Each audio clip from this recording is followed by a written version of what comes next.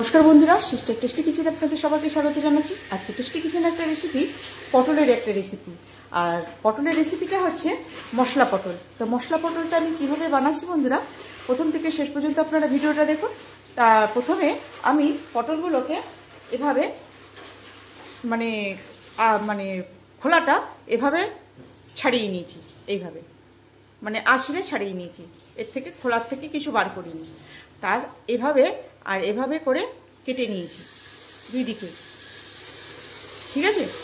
দুই দিকে কেটে নিয়েছি। এইবারে পটলটাকে, মশলা পটল সেহেতু পটলটাকে ওভাবে কেটে ধুয়ে নিয়েছি। আর এখানে একটা মশলা আমি রেডি করে নিয়েছি, যেটা আমি মানে একটুখানি লং ভিডিও হয়ে যাবে বলে এতটা দেখালাম না। এখানে আমি জিরে নিয়েছি, ধনে নিয়েছি, আর মৌরি নিয়েছি, আর গোটা শুকনো লঙ্কা নিয়েছি, আর নিয়েছি একটুখানি 1 চামচ বেসন আর কসুরি মেথি। এটা ড্রাই রোস্ট করে এখানে পেস্ট করে রেখেছি। এইটা পটলের মধ্যে পুর যাবে। আর নিচ্ছি আদা, রসুন, টমেটো আর কাঁচা কুচনো পেঁয়াজ। এইগুলো এবারে পেস্ট করে নেব। বন্ধুরা, এই যে মিক্সিতে কড়াইতে টালা ভাজা মশলাটা গুঁড়ো করে নিয়েছে, সেই মশলার খানিকটা এই পটলটার মধ্যে ভরে দেব। দিয়ে এই 4 ভাগের 1 ভাগ রেখে নেব গ্রেভিতে দেওয়ার জন্যে, আর 3 ভাগ দিয়ে এই পুরটা এর মধ্যে পটলের মধ্যে ভরে নেব। তারপরে পটলটাকে ভাজবো।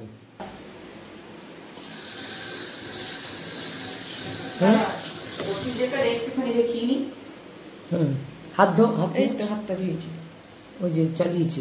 বন্ধুরা, এই যে পটলের পুরটা কিভাবে ভরছে দিদি দেখিয়ে দিচ্ছে যে কিভাবে ভরছে।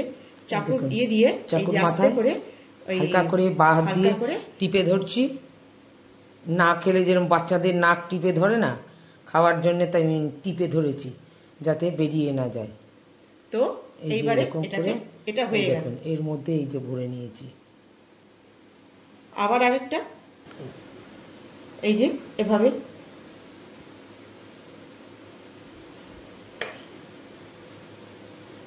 বেশ ধীরে সুস্থে ধরে টাইম নিয়ে কেন কি বেশি ফাঁক করলেই তো হা হয়ে যাবে না, মানে জিনিসটা ফেটে বেরিয়ে যাবে, যাতে ভাজার সময় বেরিয়ে না পড়ে।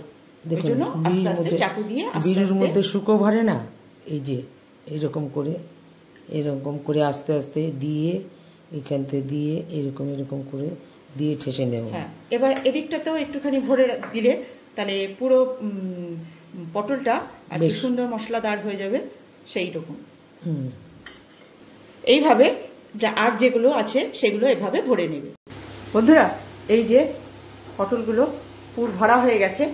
এবার কড়াই অন করে আমি এতে দিয়ে দেবো তেল। বন্ধুরা, কড়াইতে তেলটা সমপরিমাণে গরম হয়ে গেছে। এইবার এই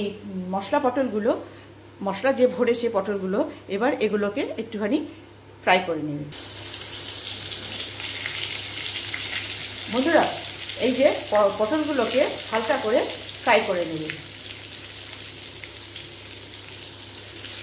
বন্ধুরা, এইবারে পটলগুলোকে আস্তে আস্তে তুলে নেবে। এখানে ফোড়ন যাচ্ছে গোটা জিরে, কালো জিরে আর মেথি।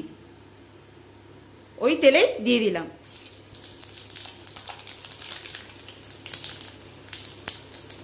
একদম স্লো করে দে।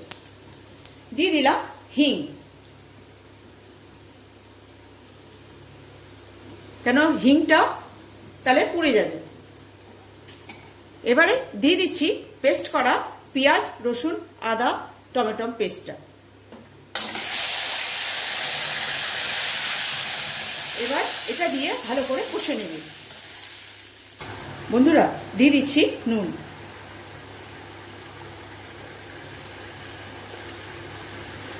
দিয়ে দিচ্ছি হলুদ। এবার এটা দিয়ে ভালো করে কষে নিই। বন্ধুরা এবারে যে মশলাটা বাঁচিয়ে রাখা হয়েছিল সেইটা এইবারে দিয়ে দেবো। বন্ধুরা এবার দিয়ে দিলাম মশলাটা।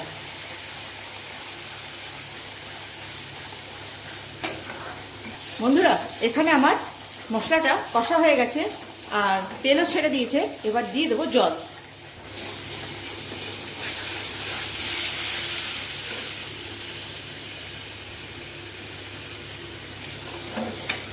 বেশি জল দেব না এখানে, আমি এটা ঢাকা দিয়ে রান্না করব। বন্ধুরা এবারে পটলগুলো দিয়ে দেব।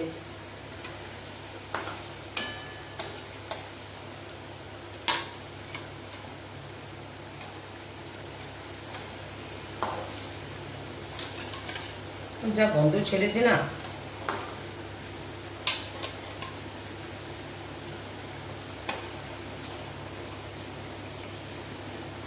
এবারে ঢাকা দিয়ে এটাকে জানালা বানিয়ে। বন্ধুরা এই যে মশলা পটল হয়ে গেছে, এবার এটাকে নামিয়ে নেব। বন্ধুরা এই ছিল আজকের সিস্টার টেস্টি কিচেনে মশলা পটল। তো বন্ধুরা কেমন লাগছে? খেতে তো ভালো লাগবে। এটা রুটি দিয়ে, পরোটা দিয়ে, যারা রুটি পছন্দ করেন মানে রুটি পরোটা দিয়ে বেশি ভালো লাগবে। ভাত দিয়ে তো ভালো লাগবেই, কিন্তু এটা মানে বেসিক্যালি রুটি পরোটা দিয়ে বেশিটা ভালো লাগবে। তো বন্ধুরা এই ছিল আজকে আমার মশলা পটল। কেমন লাগছে? আর ফ্লেভারটা খুব সুন্দর।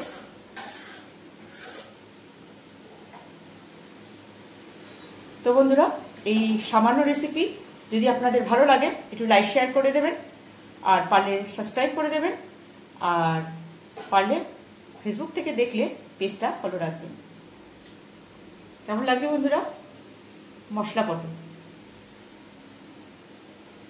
আমার এই সামান্য রেসিপি বানিয়ে খাবেন আর এনজয় করবেন। রাখছি বন্ধুরা, বাই।